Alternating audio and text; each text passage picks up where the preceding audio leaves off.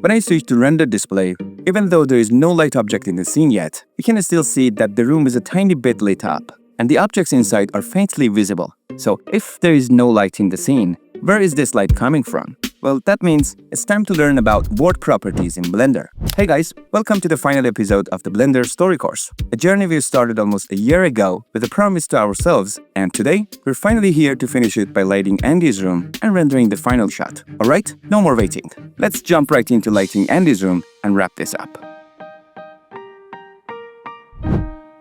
Lighting, camera setup, and rendering, these are closely connected. They kind of work hand in hand. So during this part, you'll notice that I keep switching between light properties and render properties a lot. Alright? Before we dive into lighting, make sure you've set up your final camera frame first. Framing your shots and lighting the scene, each one is a deep and powerful storytelling tool on its own. Honestly, either topic could easily fill an entire course. But for this episode, let's keep things simple and straightforward. Just trust your eyes and go with your gut. Press Shift-tilde and use the WASD keys to fly around and frame a shot that you like. For example, here's the frame I'm going with. Okay. Then I click this icon to go to the camera properties, and I change the focal length to 50 mm. Now, I need to move the camera back a little. Okay, something like this. But now you can see that Molly's bed is blocking the camera a bit. No problem. As we learned in the previous episode, we can fix that using clip start. I hold Shift and increase the clip start value until Molly's bed disappears from the camera view. Just like that. Easy fix. And finally, I press Shift and tilde one more time and adjust the frame a little more. Okay, next, let's go to the Output Properties tab. Here, under the Format section, you can set the resolution for your final render. Now, of course, this depends on the type of project you're working on and where you plan to share the final result. You can change the X and Y resolution values here, but for now, I'll just leave it on the default, 1920 by 1080, okay?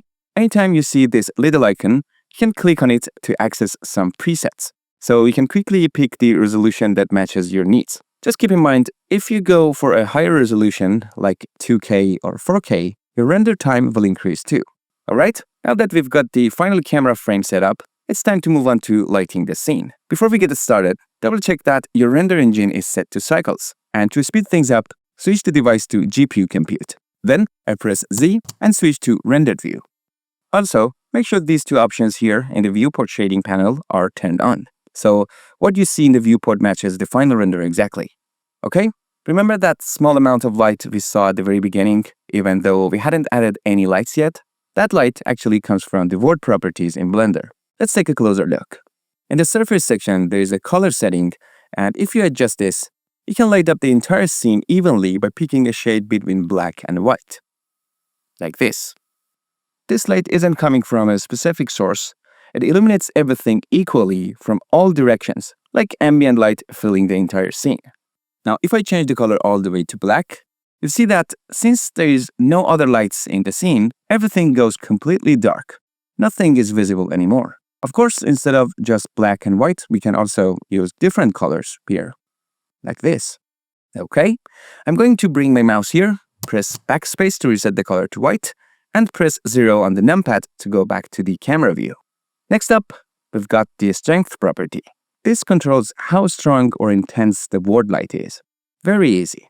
Alright, as you can see, this light we added is very flat and even. It's just using one single color value across the whole scene. That's why the lighting looks kinda boring. There's no color variation. No mood, everything feels flat. But instead of sticking with a simple flat color, we can actually use images or shaders to make things way more interesting. Just like how we use nodes to create materials, we can use the same node-based approach for our world lighting too. That's why in the last episode, we changed our layout to make space for the shader editor here. Let me show you what I mean. First step, just click here and change the shader type to world. Now this area is where we can work on the world lighting using nodes. One of the most useful nodes for lighting is called Sky Texture. To add it, I simply click here, select Sky Texture, and now, instead of using one solid color, we've got these new settings, so we can create more realistic lighting. The Sky Texture node basically simulates a real-world sky, and in real life, the sky isn't just one flat color. It's got gradients, different shades of blue, and changing light intensity. And this node helps us bring that look in our scene. Look at the scene now. The lighting looks so much better, more natural, and more realistic. It no longer feels flat. Now, before we start tweaking the properties of the sky texture, I recommend adding the ceiling of the room first. We can do it by selecting these edges and pressing F to fill them. But if you look at the ceiling after doing that, you'll notice it takes the same material as the walls. And because of that, just like I explained in the last episode, the light bouncing off the blue ceiling will affect the rest of the objects too, making the scene look slightly bluish and also a bit darker. So instead of that, here's a better way. Just add a plane, scale it up, and move it to the top of the room. That way, you can easily turn it on or off whenever you want, and since the plane has a white material, the light bouncing off it will make the scene a bit brighter without affecting the colors of the other objects. If you take a look, this render here is with the ceiling that had the wall material, and this one is with the white plane as the ceiling. As you can see, the second one is a little brighter. It might seem like a really small difference right now, but once we start adding more lights to the scene, the effect of light bouncing will become more noticeable. Let me zoom in here a bit. Yeah, now you can maybe see the difference more clearly. Alright, now let me middle click to exit the camera view. Okay. Now, if I hold Shift and lower the strength of the sky texture, look, we can actually see the sun in the scene. With the sky texture node, you can easily move the sun around by changing the sun rotation value, and with sun elevation, you control how high the sun sits in the sky. Lower the elevation to create beautiful sunset vibes, raise it to mimic bright morning or midday light. As you can see, it's a super powerful and intuitive node for setting the mood of your scene. Most of these settings are pretty self-explanatory, and I suggest you try them out yourself. Just change them one by one and see what kind of effect they have. Okay, now I'll press 0 on the numpad to go back to the camera view, and I'll reset the strength back to 1, which is the default. Alright, now let's make things run faster while we're working in the viewport. Head over to the render properties, and here you'll notice there are two sets of options, one for viewport and one for render. The viewport settings are just for when you're previewing your scene inside Blender, not for the final render. So here, we don't need super high quality. We just want fast feedback while we work. That's why we usually keep these values low, so we can move around and make changes faster without waiting for high quality renders. Okay, now let's talk about the render section. This is what controls the quality of your final image when you hit the render button. So it's a good idea to keep the max samples value in the viewport section very low, especially if your computer isn't super powerful. Something like 32 samples is usually more than enough for smooth previews. That way, when you make changes in the scene, Blender won't waste time calculating high-quality renders. It gives you a quick preview and lets you work much faster. So keep low samples for fast previews in the viewport section and use higher samples only in render section when you're ready for the final shot. The higher this number is, the less noise your render will have, but of course, the longer it will take to render. To help reduce noise in the viewport while we're working, I also recommend turning on the denoise option here. You notice how much faster the scene gets rendered, and the result looks so much better right away in the viewport. In the render section, denoise is usually turned on by default, which is great. It helps clean up the final image. Alright, now you can tweak the sun rotation and sun elevation again to get the lighting look you're going for. And if you feel like the sunlight is too sharp and strong like a super sunny day, and you want a softer, more cloudy look, you can simply just increase the sun size, like this. The higher the value, the softer the shadows will be. So that's how we use the sky texture node. Now, besides sky texture, there is another very popular way to light a scene, and that is using HDRI images. We've actually used this several times in this course, especially in Season 2, when we wanted to preview materials under natural lighting. So let's go to the world properties again. This time I'll delete the sky texture node, and instead I'll add an environment texture node. As soon as I do that, you see that Blender's world background turns pink. By now, I'm sure you know what that means. Yep, it means there is no image loaded yet. So I just click on Open, and now I can select the HDRI image I want to use. One of the most popular websites in the 3D community is HDRI Heaven, and for good reason. It offers a massive library of high-quality HDRI images you can use to light your scenes, completely free. You can browse through the collection pick an image you like, and even preview how it affects a scene, what kind of mood or color tone it creates, and whether the shadows it casts are soft or sharp. Some HDRIs even come with sample renders to help you visualize how they look in different environments. And if you're in a position to support them, consider making a donation, because honestly, it's incredible that they share such a valuable resource for free. Huge shout out to them. So for example, in this project, I'm using this HDRI image to light Andy's room. I select it, and now you can see that the HDRI image is being used in Blender's world, and it's lighting up the entire scene. The difference is huge. It adds a realistic mood and atmosphere to the render and makes everything feel more grounded and believable. Alright, let's go back to the camera view. Okay, now if we want to rotate the HDRI and control where the light is coming from, we need to add the mapping nodes. So I select the image node and press Ctrl T to automatically add the mapping nodes. Just make sure you've enabled the node triangular add-on first, otherwise this shortcut won't work. Now, all I have to do is changing the Z rotation, and that will rotate the HDRI image. For example, I rotate it like this. Okay, perfect. Now, as you can see, the scene looks a bit too dark right now. In rendering, one of the most important things is figuring out how to optimize the settings so we can get faster renders and less noise in the final image. Both of these are super important. Usually, noise happens more in darker areas, like in the shadows, where there is less light. So the first step is simple. We need to make the scene brighter. There are different ways to make the scene brighter. One of the easiest ways is just increasing the strength value right here. For example, I've set it to 4, and look how much brighter the scene gets. But here's something important to keep in mind. Sometimes the monitor we're working on isn't perfectly calibrated. That means the bright areas might look brighter than they actually are, and the shadows might appear darker than they should. And that's really risky, because once we move to post-processing or compositing stage, we'll be fine-tuning the color and lighting of the final render. But if parts of the image are too bright or too dark, we'll lose that data, and there is no way to recover it. Luckily, Blender has a super helpful tool to prevent this. Just scroll down in the Render Properties panel, and you'll find a section called Color Management. Here, under View Transform, switch it to False Color. Now check this out. False Color gives you a heat map style view of your scene. Even if your monitor isn't calibrated, this tool shows you exactly where your highlights and shadows stand. For example, if I crank the strength up to 10, you see some parts of the image turn red, and that's bad news. Red areas are overexposed and the detail there is lost. Now, if I reduce the strength to 4, those spots turn orange, and that's a safe highlight range with no clipping. If you lower the strength a lot, you might see black or dark blue in some areas, and that means your shadows are crushed and missing detail. What we want is for our darkest areas to show up as light blue. That means they're in a safe range and we're not losing any data. So just remember, after placing all your lights and before hitting render, always check your image using false color. That way, you make sure your image will look good on any screen. Alright, I've set the strength back to 4 and switch view transform back to HGX, which is the default. Okay, now let's brighten up the scene a bit more using some extra lights inside Blender. To add lights, just press Shift A, go to the Light menu, and choose one.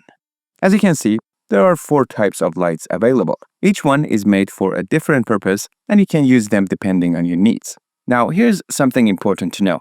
The lights themselves in Blender are actually pretty simple to learn, but the way we transform or move them around, that part can feel a bit weird and honestly not very user-friendly. That's why there are so many lighting add-ons made just for Blender, and the main reason they're helpful is exactly this.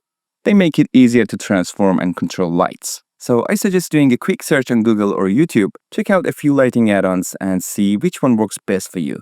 If you're planning to work in lighting more seriously, I promise it'll save you a ton of time and effort later on. But in this video, I'm not using any add-ons, so everyone can easily follow along. Alright, let's start by adding a light. To make this easier, we'll use the 3D cursor. Just hold Shift right-click on the surface where you want the light to go, then press Shift A and choose a light from the Light menu. The light will appear right where the cursor is placed. Now, move the light up a bit on the Z-axis, and just make sure not to move it in the X or Y axis. We want to keep it aligned for now.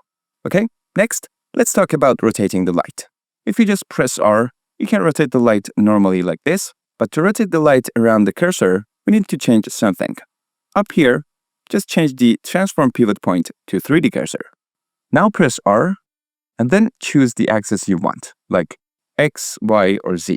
This lets you rotate the light around your object using the cursor as the center. It's one of the easiest ways to rotate lights in Blender without using any add-ons. Just don't forget, when you're done with your lighting, go back and set the pivot point to median point, so your transforms work like normal again. We can also scale the light using S to control how big or small the light source is. And if you want to move the light closer or farther from your object, but in the direction it's pointing, you can press G, then tap Z twice. That moves the light along its local Z axis, which is perfect for adjusting its position without messing up its angle. Alright, now let's quickly go over the main properties of all 4 light types in Blender. The good news, most of these settings are self-explanatory, and you'll easily understand how each one works just by playing with them. Once you've added a light object, just click on this little icon to go to the Light Properties panel. The first option is Color. Super simple. You can use it to change the color of the light. This one is shared between all light types.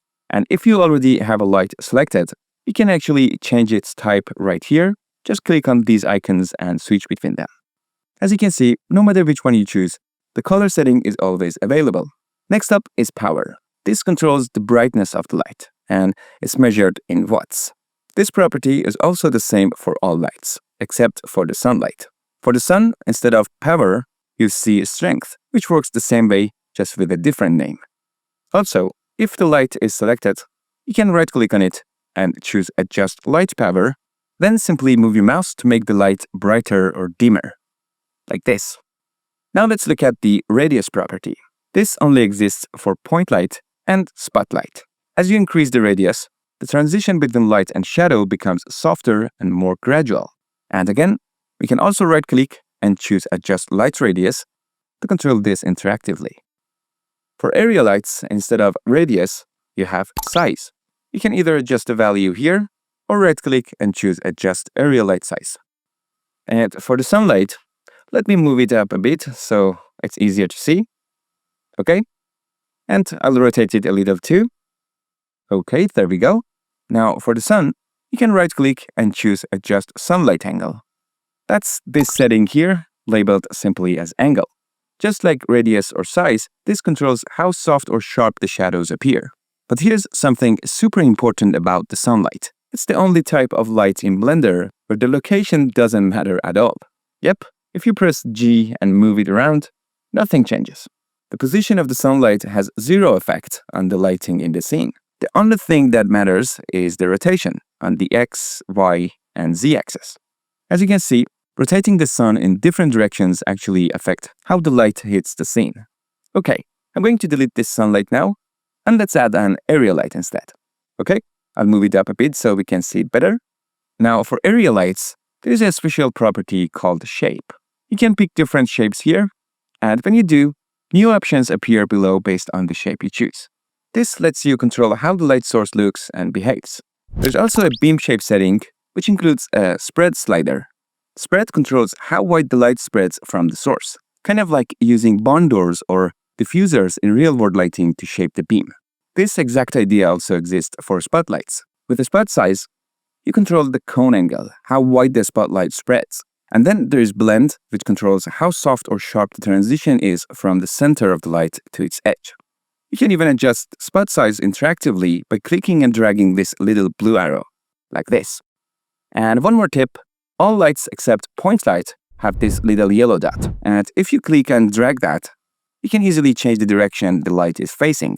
And if you hold Control while doing that and hover over any object, you'll see something cool. The light's rotation will align with the normal direction of that surface. It's kind of like telling the light to point directly at whatever surface your mouse is over. Very useful. Finally, there is one last setting that's shared between all 4 light types, Cast Shadow. If you turn this off, the light will still brighten your objects, but they won't cast any shadows. Okay, now let's talk about one more super useful technique, changing the light color using temperature, which is one of the most natural and realistic ways to add color to your lighting. To do this, we can use a really simple and powerful node called blackbody. If you're using the Circles render engine and you select any type of light, you'll notice this new section appears called Node. This part doesn't show up if you're using EV. Now, just click Use Nodes, and you'll see that Blender automatically adds an emission node to the surface. This node has two properties, color and strength. Let me switch this area to the shader editor, and make sure the shader type is set to object. Okay? Now, instead of picking a color manually, let's add the blackbody node. You'll see that this node gives you one property, temperature. This number controls how warm or cool the light color is using real-world Kelvin units. If you've worked with lighting in the real world, you might already be familiar with this. But if not, no worries. Just Google something like light temperature chart or color temperature, and you'll find a list of values there. For example, around 2000 K gives you a warm orange glow like candlelight, or 6500 K is close to daylight. Actually, higher values start to look more bluish. Just enter those values here, and you'll get a much more natural and realistic result. Now, there is one important thing to remember.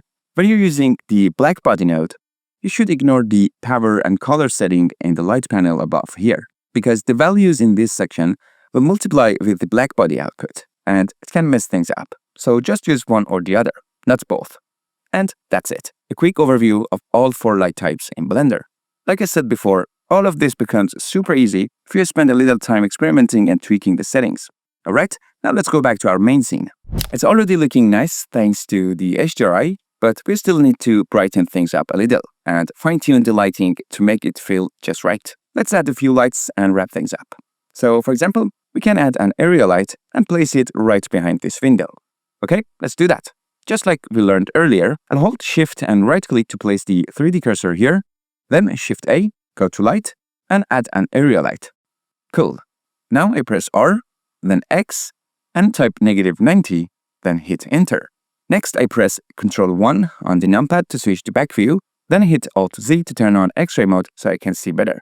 Now, I will scale the light so it matches the size of the window.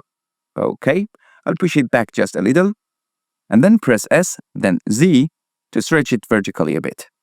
Okay, let me tweak the position a little. Alright, that looks good. Now, I'll right-click and choose Adjust Light Power, then move my mouse to make the light a little brighter. Next, I'll go into the Light Properties, click on Use Nodes, then click here and choose the Blackbody node. Okay, I'll set the temperature to 4200 to give it a bit warm tone. And now when it comes to changing brightness, I won't touch strength down here. If I want to adjust the intensity, I'll only use the power property at the top. Okay, now if I toggle the light on and off, you can clearly see it's making the room both brighter and warmer. Alright, now let me lower the power just a bit. Yeah, I think 20 watts looks good. Awesome. Now to make the scene even brighter, we can open this door here, so a bit of extra ward light can spill into the room. So I'll select the hinge, press R, and rotate the door. Boom, now light is shining in from this side too, and you can see the scene getting a little brighter. If you want, you can even add another area light here, rotate it and point it inside, and adjust its power for extra control. Alright, here's a very important tip. Sometimes, you don't need to add more lights to brighten your scene. Instead, you can make it look brighter just by adjusting the materials. For example, maybe your wall material feels a bit too dark. So here's what we can do. Simply add a hue and saturation node here, and just increase the value slider to make it brighter. And just like that, the wall reflects more light, and the whole scene feels brighter. Super easy. Alright, it's finally render time. But before we hit that render button, let's make sure our render settings are all good to go. Since we're aiming for the final render, we're no longer concerned with the viewport settings. From here on, we focus only on the render section. The first setting here is noise threshold. Now, the lower you set this value, the less noise you'll get in the final render. But it will also take longer to render. Just keep in mind, as I said before, noise usually shows up more in the darker areas of the scene. So if your scene is already well lit, you probably don't need to lower this value below the default. However, if you're going for a darker lighting setup, this property might really help. Also, make sure the denoise is enabled. It's on by default, and it helps clean up your final image so you likely won't see much noise anyway. The next setting is max samples. The default number is pretty high, so I divide it by 8 and set it to 512 instead. Now remember, higher sample counts give you less noise, but they also increase render time. Still, 512 usually gives us a good result without taking forever. Okay, we can skip the rest for now and go straight to the light path section. Here, you see different properties like diffuse, glossy, transmission, and so on. Each one controls how many times light is allowed to bounce for that specific interaction. Take diffuse, for example. This controls direct lighting bounces. If I set diffuse bounce to 0, that means once light hits a surface, it stops. No reflection, no bounce. And that's not how real-world lighting works. So the scene turns out much darker. And darker scenes usually mean more noise. You'll also notice that with 0 diffuse bounces, the walls no longer affect nearby objects. Like here, the colored wall aren't casting any light onto the sphere in the middle. But the moment I change diffuse to 1, now the light bounces once more after hitting a surface. And just like that, the wall colors starts influencing the sphere. So yeah, these settings controls how many times light reflects off surfaces for each type of interaction. If you're not familiar with all these technical terms, don't worry at all. Later on this channel, I'll make a separate video that explains all the render settings one by one in detail. For now, the default values will totally work, and I don't want to overcomplicate things. Alright, that's it. Now everything is ready to hit that render button. But before you hit render, I recommend pressing Z and switching to solid display mode. This way, Blender won't try to render the scene in the background while it's rendering your final image. And if your computer is a bit on the slower side, you can even switch to wireframe mode. That makes the scene even lighter and helps things run more smoothly during the render. Now, just go to the render menu and click Render Image. You see that image editor window pop up and the scene will start rendering. Depending on how powerful your system is, this might take a bit of time. And finally, this is a render of Andy's room. Up here at the top, you can even see how long it took to render this image. Now, don't forget to save your image. Just go to the Image menu and click Save As. Choose a name for your file, then pick a format from here. I'll leave mine as PNG, and finally click Save As Image. That's it. And hey, if this window closes for any reason, don't panic. You don't have to render it all over again. Just go to the Render menu and click View Render to bring it back. Alright everyone, that's it. You could say this is the end of the BlenderTutorial course. But wait, is this really the end? Definitely not.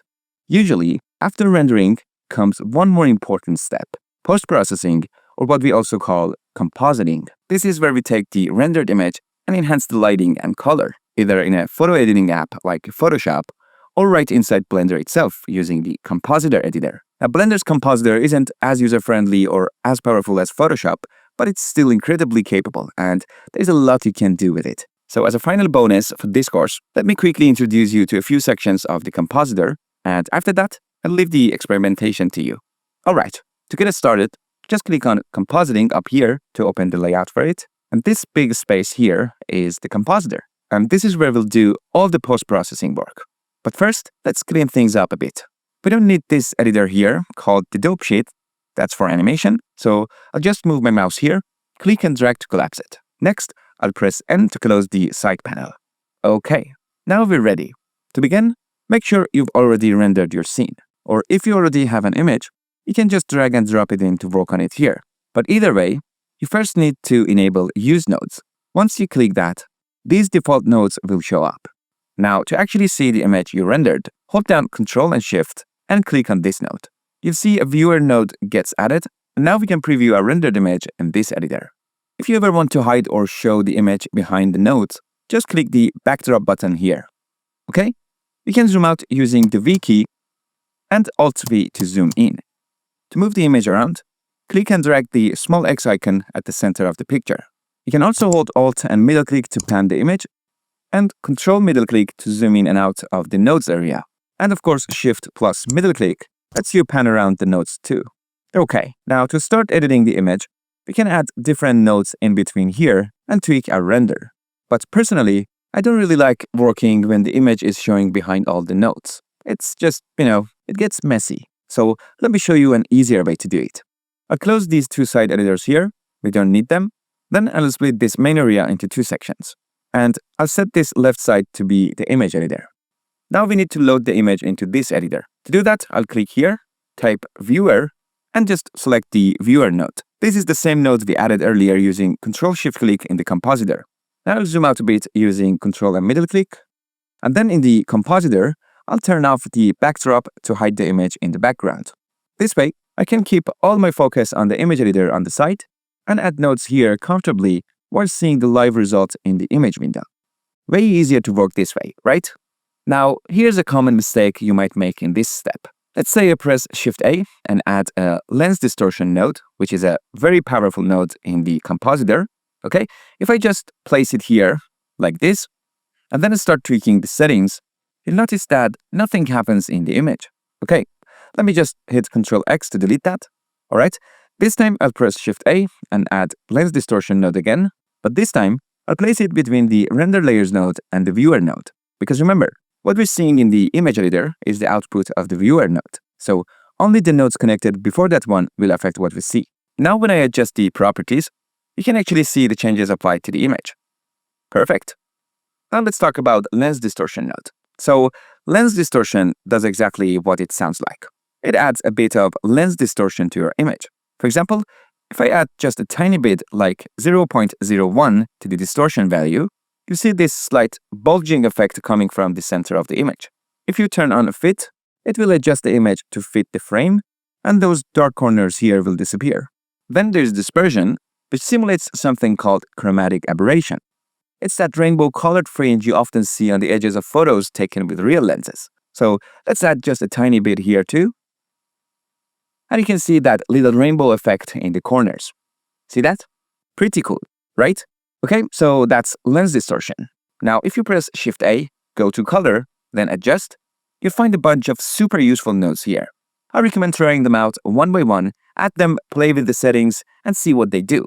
For example, the brightness and contrast node, just like its name says, lets you tweak the brightness and contrast of your image.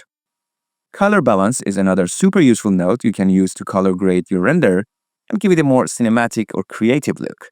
Then we have color correction. Also a really useful and flexible node. As you can see, each of these nodes comes with a lot of settings, which just shows how powerful Blender's Compositor actually is. Honestly, this whole compositing section deserves its own full course, so if it feels a bit overwhelming to work with, that's totally okay. Right now, just treat it like playtime. Drop in different nodes, tweak their values, and see what happens. And hey, if you'd like a dedicated tutorial just about Blender's Compositor, let me know in the comments so I can plan it. Okay, before we wrap up, let me show you one more awesome node that's really popular. It's called Glare node, and it adds glowing effect to the bright areas in your image, like bloom or streaks depending on the mode. You can easily switch between different glare types from this dropdown. For example, let's pick bloom, and if you turn the mix value all the way up, you see what the glare looks like by itself, separate from the original image. Then there is threshold. The lower it is, the more areas of your image will be affected by the glare. Okay, let's increase it a bit for now. Alright, and then there is the size property, which controls how far the glare spreads across the image. You can also pick the quality level for the glare effect from here. That's it. It's a really fun and powerful node to experiment with. Alright, that's it, my friends. Just don't forget, once you're happy with the results, make sure to save your final image from this section right here. And just like that, we've reached the end of the Blender story course. Huge congratulations to you for following through from start to finish and sticking to the promise you made to yourself. It's a huge achievement. You should be really proud of yourself. From the bottom of my heart, thank you to everyone who supported this journey. If you enjoyed the course and want to support us further, you can do that while downloading the project files through Patreon or even right here on YouTube using Super Thanks. Any bit of support really helps the channel grow. Also, if you want to stay connected, get extra help, share your progress, or chat with fellow learners, come join us on our Discord server. It's a friendly place full of awesome people who love Blender just like you. And hey, now that this course is finished, it would mean a lot if you left a comment below this video. Let us know what you thought of the course, and more importantly, what kind of content you'd like to see next. I love you guys, and I'll see you in the next videos. Good luck and keep creating. Thanks to all the amazing people who supported us this month. A special shout out to Eric Retania for supporting us on Patreon, and to everyone who baked the Blender Story course during the past seasons on Gumroad and ArtStation. If you'd like to support what we're doing, you can join us at patreon.com/MiM-Repository. All supporters get a mention at the end of each video, and you'll receive a full month of shoutouts starting from the moment you join, even if it's at the very end of the month. Thanks again for watching, and see you soon.